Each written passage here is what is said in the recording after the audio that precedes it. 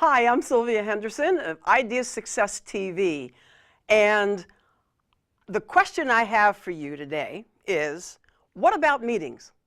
Are meetings too long? How can you make them shorter? And are short-term meetings really effective? So what made me come think of this is a question I got asked by someone when I was working with them on getting their ideas, transforming their ideas to action, which is the work that I do in my consulting. And they wanted to get their idea out to a client in a meeting. And this client talked about how the person I'm coaching and working with wanted to schedule an hour meeting. And the client said there was no way that was going to happen. And then I happened to find an article in the Wall Street Journal, coincidentally this week, that made me think, because I come from a corporate environment. My history is Fortune 50 company back in the day when we had long meetings, and the advice that we were given was make sure you start your meeting on time, which is still good advice, but make sure you end that meeting at, say, an hour and 54 minutes. 54 minutes instead of on the hour, so that people pay attention and that you have time to get ready for the next meeting. So that implies that the shortest meetings that we had were almost an hour length. Well, that's not happening today. And I want to read some excerpts from this article to kind of give you something to think about as you're thinking through how will you present your ideas and share them and communicate them with other people, either formally in a formal meeting. How will you propose or pitch your idea to someone, to a potential client or a potential sponsor or a potential investor? And think about the concept of the 5-minute meeting. So this just went, I thought, I can't imagine getting what I need to get out in 5 minutes, but listen to some of these. Most of this is pro. There'll be a couple of cons. So the article starts out with, in the time that you spend reading the story, so I'll say in the time that you spend watching this video, your next meeting could be over. One company holds 5-minute meetings.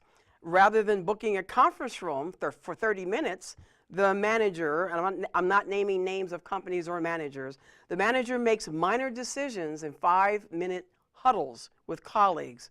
When employees ask to meet with him, he conducts desk-side drive-bys with each one, meaning he probably plops down on the edge of their desk, listens to whatever their perspective or point of view or the issue is, and makes a quick decision.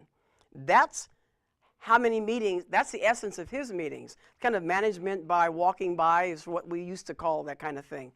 Another manager says, one of the employees said, I had 4 more anecdotes to prove a point that I was making. Says, now I choose my words more carefully because he gets cut off trying to make those points. If you make a point, you've made your point. Be clear, be concise, and you don't need to go through a whole 4 other backstories.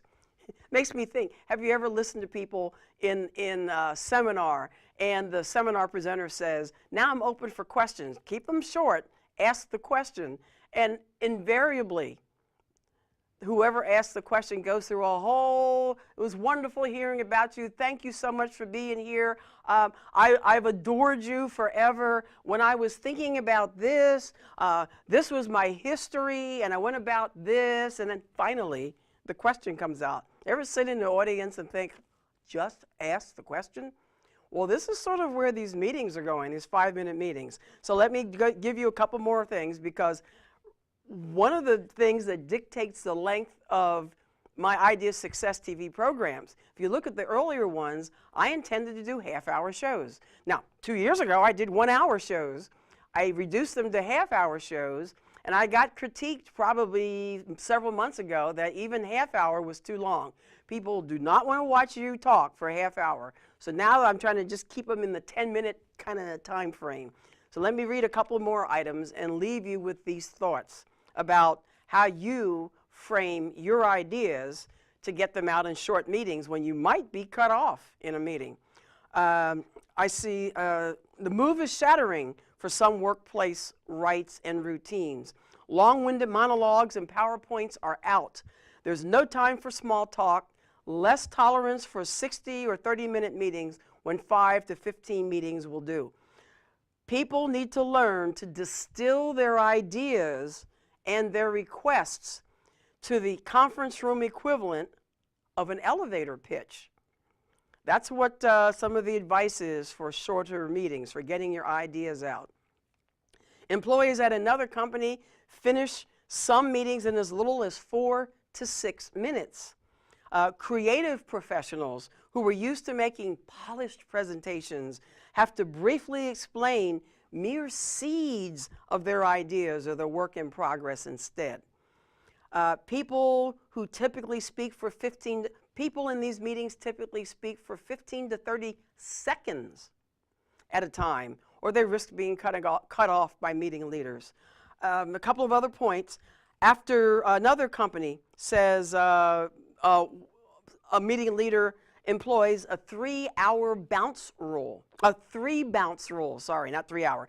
After 3 back and forth exchanges between 2 people, the topic is deferred to a separate meeting. In another company, they impose a so that imperative. Any update has to include a description of the impact on other people, such as, I completed my work on that project so that Angela could take it and work with the client. So that was the so that rule. Another executive, and this comes to where the person I was coaching had the issue, another executive said asking someone to coffee can seem just too long. He prefers 5-minute meetings that he calls lightning meetings.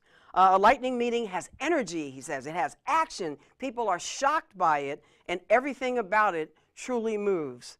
Lightning meetings. Says when vendors ask to set 30 minutes for coffee, he says 10. Because he thinks, what can you accomplish in 30 minutes that you couldn't accomplish in 10? He has no time for a small talk. How are you doing? How are the kids? Said he wants to respect both his and the other person's time by just netting it out and getting to the point.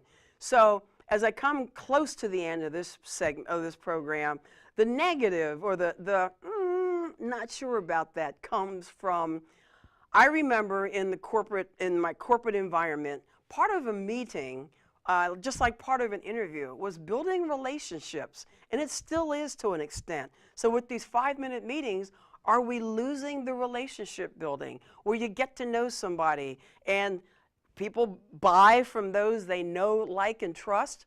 Are we losing that know and like, which leads to trust? In an example for a sales meeting. And maybe a sales meeting isn't just 5 minutes, but I wonder sometimes when you're selling your idea, you just might have to net that out into a short 5-minute segment. So it says the adverse effect of this kind of an efficiency is that meetings used to be a time to connect. It used to be talk about the relationships, what happened over the weekend, and you run the risk of losing that. So one manager says that she compensates by scheduling time off on Fridays for socializing and check-ins every 30 days for employees to talk about how they're feeling and to take a breath and to get some reinforcement with each other. And this is something that we do in our Idea Mind team mastermind groups also, that to allow people up front to get some of that personal out, but it's timed and it's facilitated, and then move into the stuff, the meeting, the essence of the meeting. So I'll leave you with that. Is a 5-minute meeting right for you? And if you encounter an organization or client that does these 5-minute meetings, how will you get your ideas out of your head, organized, and maybe on note paper so that you can get to the key points right away in the meeting? I'm Sylvia Henderson, host of Idea Success TV, and I invite you to tune in to the next program.